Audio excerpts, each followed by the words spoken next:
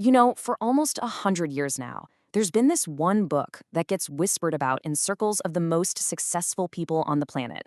It's called Think and Grow Rich by Napoleon Hill. And it wasn't just some book he decided to write. No, it was the result of a massive 20-year mission handed to him by the richest man in the world to find a single, universal formula for success. So what did he find out?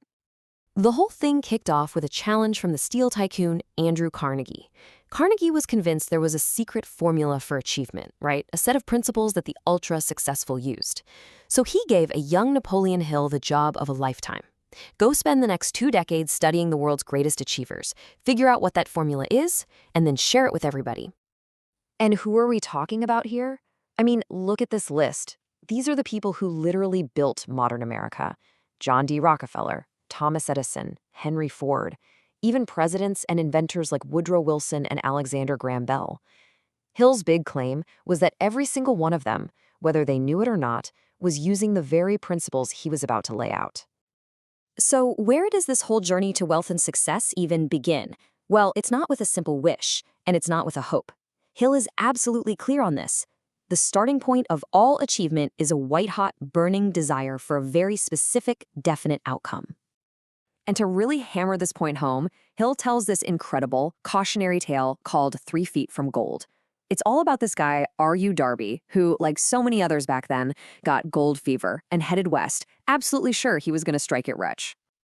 And here's the thing. At first, he was right. He and his uncle hit a huge vein of gold ore. The money started rolling in. But then, poof. Just like that, the vein was gone. They kept drilling and drilling. Their excitement slowly turned into desperation, and then just total frustration. So they did what, let's be honest, most people do when things get impossibly hard. They quit. They sold all their high-tech machinery for just a few $100 to a local junk man and just went home.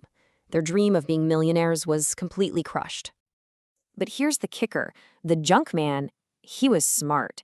He went and hired a mining engineer. The engineer took one look at the mine and instantly saw the problem. The Darbys had no idea what a fault line was. The gold wasn't gone. It was waiting right there, just 3 feet from where they had stopped drilling. That junk man made millions from the mine they gave up on.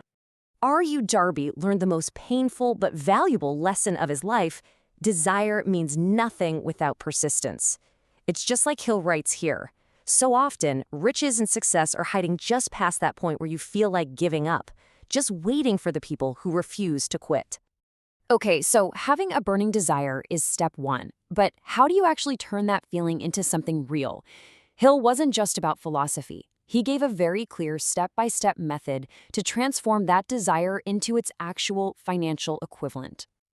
This is the million-dollar question, isn't it? This is what separates the dreamers from the doers. So what's the actual method? Well, Hill lays out 6 very specific, totally non-negotiable steps you have to take.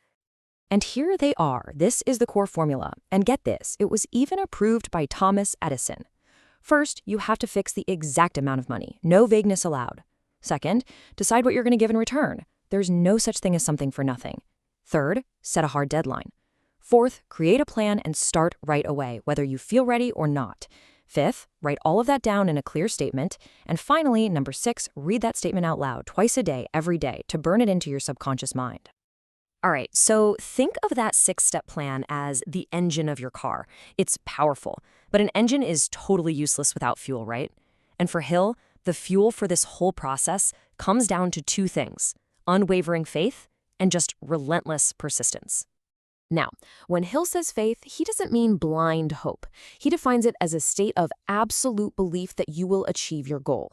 It's a kind of confidence that you build on purpose by repeating your written statement over and over, what he calls auto-suggestion, until your brain accepts your goal not as a possibility, but as an absolute certainty. And if you want to see what persistence fueled by faith looks like in the real world, this Henry Ford story is perfect. He decided he wanted a V8 engine cast in a single piece. His engineers told him it was impossible. He didn't care. He just said, go ahead, do it anyway. A whole year later, they came back totally defeated, saying again, it's impossible. Ford's reply was simple: I want it, and I'll have it. And you know what? They kept working, and they finally figured it out. His sheer determination refused to accept no for an answer. This little poem really sums up Hill's entire philosophy on mindset. Success isn't always about being the smartest or the strongest. In the end, the person who wins is the person who has the absolute conviction that they can win. It's a battle you win in your mind first. But okay, even if you have the desire, the plan, and the persistence, there's one last boss you have to defeat, and it's the biggest one of all. It's not the economy, it's not your competition, it's the enemy inside your own head. Hill argues that the number one thing holding people back is fear. And he boiled it all down to what he called the 6 basic fears.